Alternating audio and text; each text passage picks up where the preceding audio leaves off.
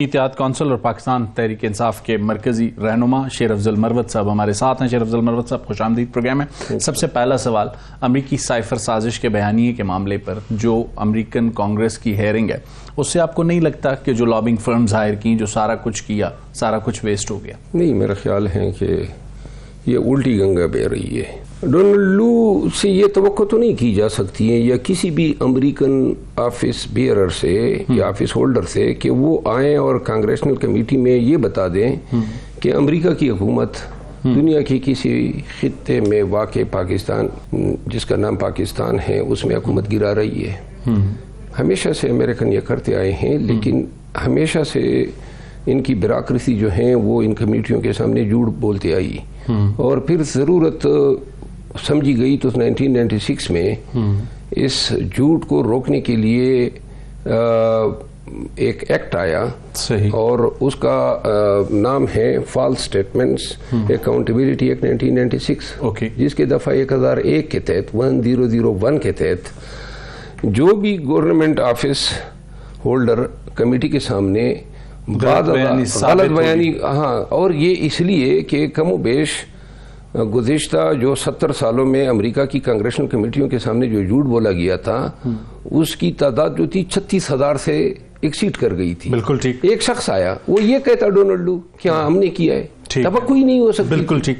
جب یہ اپروچ شیر افضل مروت جیسے مرکزی رہنما کی ہے، تو اس کے بعد پاکستان تحریک انصاف کو کیا ضرورت تھی لابنگ فرم ظاہر کرنے کی؟ آپ نے اپنی رائے نہیں دی پارٹی کو کہ اس کی کوئی ضرورت نہیں ہے، کوئی فائدہ نہیں ملنا ہمیں اس سے، جو کچھ بھی ہم ایکسپینس خرچ کر رہے ہیں لابنگ فرمز کو ہائر کرنے کی، غلط فیصلہ ہے؟ نہیں، لیکن کیا ایویڈنس ہے کہ ہم نے اس نیریٹو کے لیے لابنگ فرم ظاہر کی؟ دو لکیریں میسج ہے کہ خان کی حکومت کو چلتا کر دو ورنہ نتائج کے لیے تیار ہو جاؤ۔ صحیح۔ تو اس میں تو آٹومیٹیکلی اٹریکٹ ہوتی ہے سازش، یعنی سازش تو یہی ہے کہ اگر نہیں اٹھاتے ہو تو پھر جو ہے ہم نے آپ کا جینا جیرن کرنا ہے۔ صحیح۔ تو لہذا سائفر کا یہ دو لکیر اسٹیٹمنٹ جو ہے، اور خان نے یہی کیا کہ آ کے قوم کو بتایا، وہ قوم جس کی ووٹ سے وہ حکومت بنی تھی۔ اب آپ یہ کہتے ہیں کہ آپ کی حکومت، اس حکومت کو بنانے میں اتحادیوں کا ایک رول تھا، ان اتحادیوں نے فیصلہ کیا کہ آپ کے ساتھ نہیں رہنا۔ سائفر سے پہلے اتحادی کون تھے؟ اتحادی آپ وہی لوگ تھے جن کو آپ اتحادی بنا کر حکومت میں لائے تھے، چاہے وہ ایم کیو ایم تھی، سردار اختر مینگل تھے، یا باپ کے اراکین تھے، تمام لوگ۔ گزارش یہ ہے کہ 20 لوٹے کس نے بنائے، وہ بھی اسی وقت ان کا ضمیر جاگا کہ گورنر بے شک بلائے، لیکن کس قانون کے تحت بلائیے، بس اس کا جواب آپ دے دیں۔ سر، گورنر نے اجلاس بلایا، وہ اپنے قانونی معاملات اگر ان کے اتنے آئیڈیل نہیں ہیں، اختیار ہوگا تو بلائے گا نا۔ چیف منسٹر اختیار تو گورنر کے پاس اجلاس بلانے کا ہے۔ مطلب کس قانون کے تحت ہے؟ جب تک پروونشل گورنمنٹ آرٹیکل 109 کے تحت وہ پروونشل گورنمنٹ اس کو ایڈوائز کرے گی تو بلائے گا۔ پروونشل گورنمنٹ کی ایڈوائز کے بغیر وہ بالکل اجلاس نہیں بلا یا ریکویزیشن ہوگی تو تھرو اسپیکر بلایا جائے گا۔ صحیح۔ گورنر کا تو کوئی کردار ہی نہیں ہے۔ تو پھر چیف منسٹر اس وقت گورنر خیبر پختونخوا سے ملاقات کیوں کر رہے ہیں جب میں اور آپ گفتگو کر رہے ہیں؟ اگر آپ اتنی ہی آئیڈیل اور قانونی پوزیشن پہ ہیں، ملاقات ایک علیحدہ امر ہے اور قانونی ایکسپلینیشن ایک علیحدہ سوچ ہے۔ ابھی گورنر یا کوئی بھی ڈگنیٹری کوئی ایک آئینی یا لیجسلیٹو اسمبلی کا اجلاس بلائے گی تو آئین کے تحت کوئی اختیار اس کے پاس ہوگا جو وہ ایکسرسائز کرے گا۔ جب سرے سے اس کے پاس اختیار نہیں ہے تو لہٰذا یہ اس کی بدنیتی ہے۔ وداؤٹ جورسڈکشن یہ کورم نان جوڈیسے وائڈ آرڈر ہیں، قانون کی نظروں میں اجلاس بلانے کے لیے یا ریکویزیشن جمع ہوتی ہیں۔ آپ کہتے ہیں گورنر کا کوئی اختیار نہیں ہے؟ نہیں، میں تو نہیں، آئین یہ کہتا ہے نا۔ آئین کہتا ہے، اوکے، آپ کی آئین کی انٹرپریٹیشن یہ ہے۔ اگلا سوال آپ سے یہ کروں گا کہ اس وقت جو مخصوص اراکین کا معاملہ تھا، پشاور ہائی کورٹ نے ایک فیصلہ دیا، سینٹ کے انتخابات سے قبل انہوں نے حلف اٹھانا ہے، تو کیا حکومت پابند نہیں ہے یا اسپیکر اسمبلی پابند نہیں ہے اجلاس بلانے کی؟ جب اجلاس بلایا جائے گا، ہاں، لیکن یہ تو نہیں ہو سکتا ہے نا کہ ہماری صوبے میں آپ میں ڈکٹیشن دے کہ جی اب آپ کل ان کے حلف کرائیں۔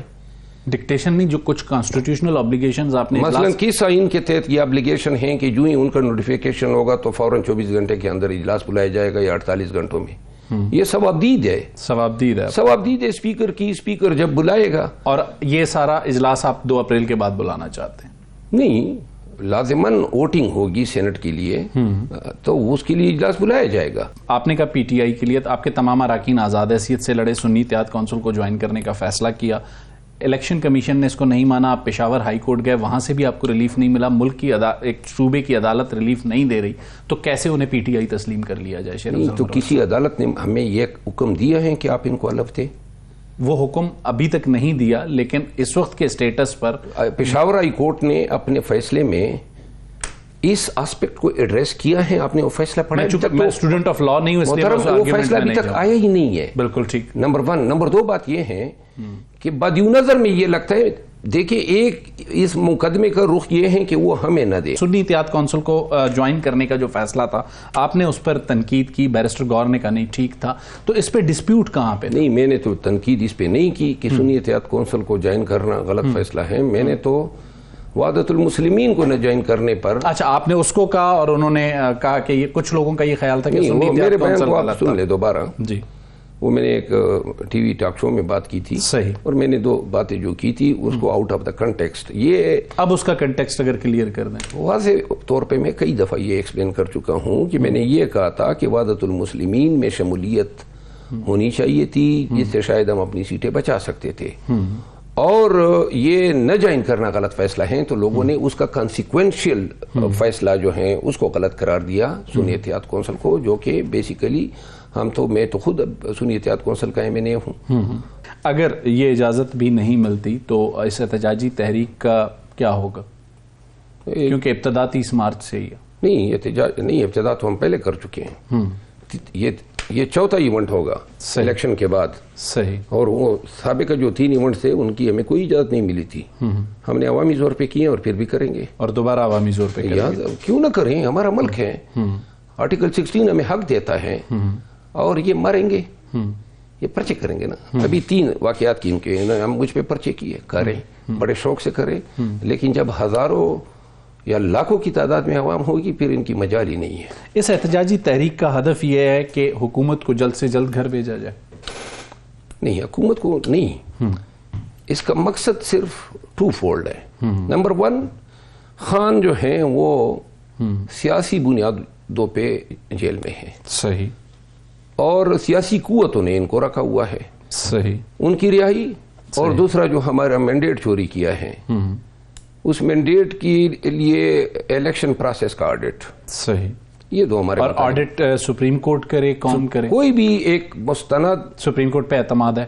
سپریم کورٹ, دیکھیے سپریم کورٹ پہ اعتماد ایک ہماری ایپیکس کورٹ ہے ملک کی.